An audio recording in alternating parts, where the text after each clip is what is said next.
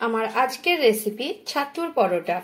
আর এই পরোটা আমি যেভাবে দেখিয়েছি সেভাবে যদি আপনারা বানান তাহলে এই ছাতুর পরোটা দুটোর জায়গায় আপনারা 4টে খেয়ে নেবেন। আর আমি প্রসেসটা দেখাবো, খুব সহজে বানানো নয়, বাচ্চাদের টিফিনের জন্য বা ছোট থেকে বড় সবাই কিন্তু খেতে পারে এই ছাতুর পরোটাটা। খুব হেলদি একটা খাবার। চলুন তাহলে দেরি না করে দেখে নেওয়া যাক আমার আজকের ভিডিওটি। ছাতু পরোটা বানানোর জন্য আমি প্রথমে আটাটাকে মাখিয়ে নেব। এখানে 1 বাটি আটা নিয়ে নিয়েছি। আপনারা চাইলে আটার জায়গায় ময়দাও নিতে পারেন কিংবা অর্ধেক আটা অর্ধেক ময়দা নিয়েও করতে পারেন, কিন্তু আমি যেহেতু এটা একটা হেলদি খাবার তাই আমি আটা দিয়েই করছি, কারণ ময়দাটা দিলে কিন্তু হেলদি হবে না। তাই এখানে 1/2 চামচ লবণ নিয়ে নিচ্ছি আটার মধ্যে, আর নিয়ে নিচ্ছি 1 চামচ মতো চিনি, আর এখানে সাদা তেল দিয়ে দিচ্ছি 2 চামচ থেকে 3 চামচ, ছোট চামচের, একদম নর্মাল চামচের, চামচটা আমি দেখিয়ে নিচ্ছি এরকম। এবারে প্রথমে ভালোভাবে মাখিয়ে নেব শুকনো উপকরণগুলো। এবারে শুকনো উপকরণ মাখানো হয়ে গেছে। এবারে আমি অল্প অল্প জল দিয়ে যেমনভাবে আটা মাখানো হয় সেভাবে একটা ডো তৈরি করে নিচ্ছি। আমি ডো তৈরি করে তারপর ফিরছি আপনাদের কাছে। যেমনভাবে লুচি বা পরোটা বা লুচিরটা নয় সরি, রুটি বা পরোটা যেভাবে মাখানো হয় সেভাবেই আমি মাখিয়ে নিচ্ছি। এখন আমি আটাটাকে মাখিয়ে নিয়েছি, এবারে ঢাকা দিয়ে রেখে দেব। এরপর পরবর্তী দেখাবো কি করছি। এবারে আমি ছোলার ছাতু নিয়ে নিয়েছি 1 বাটি পরিমাণে। আপনারা 1 বাটির বেশি কম করে নিতে পারেন। এখানে নিয়ে নিয়েছি পেঁয়াজ কুচি, লঙ্কা কুচি, আদা কুচি।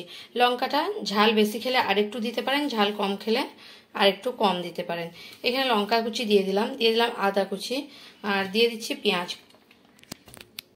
দিয়ে দিচ্ছি পরিমাণ মতো লবণ, 1/2 চামচেরও কম, আর দিয়ে দিচ্ছি এই জোয়ানটাকে দুই হাতের সাহায্যে একটু ভালোভাবে দলে নিয়েছি, তারপর জোয়ানটা দিয়ে দিচ্ছি। এগুলো দিলে খুব ভালো টেস্ট হয়।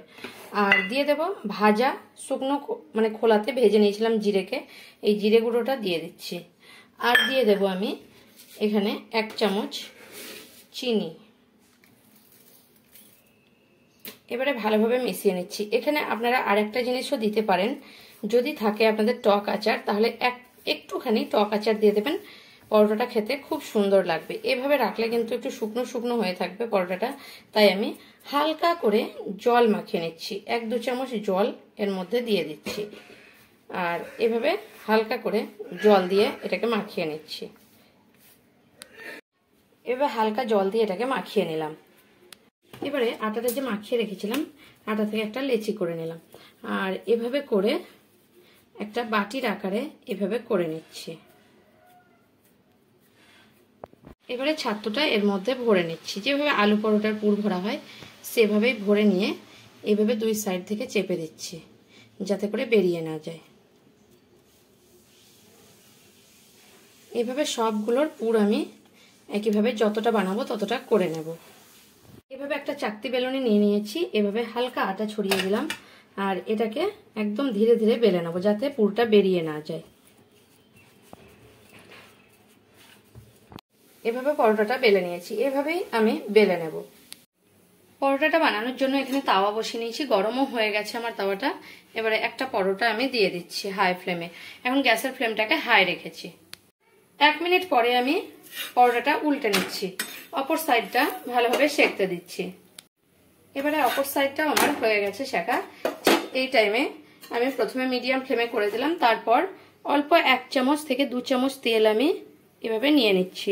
এটা 2 হাতে দেখালে সুবিধা হয়, কিন্তু আমি 1 হাতে করছি তাই আপনাদেরকে এইভাবে দেখিয়ে নিচ্ছি, কিন্তু একটা চামচের সাহায্যে 2 হাতে আপনারা করতে পারেন। এখানে তেলটা আপনারা কম বেশি দিতে পারেন। যেহেতু আমি 1 হাতে করছি তাই আমার তেলটা একটু বেশি প্রয়োজন হচ্ছে, কিন্তু 2 হাতে করলে একটা চামচের সাহায্যে তেলটা এতটা না দিলেও চলে। এভাবে আমি প্রত্যেকটা পরোটা করে নেব। আর পরোটাগুলো আমি এখন উঠিয়ে নিচ্ছি।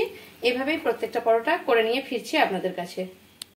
ছাতুর পরোটাগুলো আমার বানানো হয়ে গেছে। যদি আমার ভিডিও ভালো লেগে থাকে তাহলে আমার চ্যানেলকে সাবস্ক্রাইব করার অনুরোধ রইল, আর কমেন্ট করে জানাবেন এই ছাতুর পরোটাটা আপনাদের কেমন লাগলো। যদি ভালো লেগে থাকে তাহলে একটা লাইক করতে ভুলবেন না, আর প্রচুর প্রচুর শেয়ার করবেন।